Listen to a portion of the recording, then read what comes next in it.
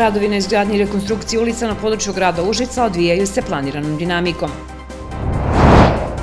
Od početka godine Vatrogasno-spasilački bataljon Čačak imao je 505 intervencija, od čega je bilo 387 požara. U poređenju sa prethodnom godinom zabeleženo je povećanje broja požara na otvorenom. Na autoputevima u Srbiji od danas su cene putarine povećane za oko 10%.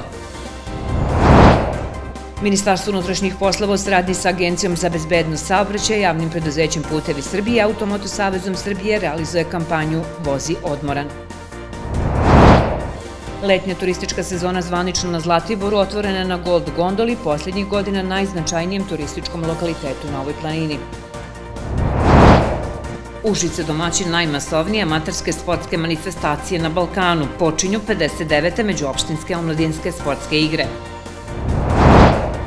U Srbiji sutra sunčano i veoma toplo, jutarnja temperatura od 15 do 25, a najviša dnevna od 35 do 39 stepeni.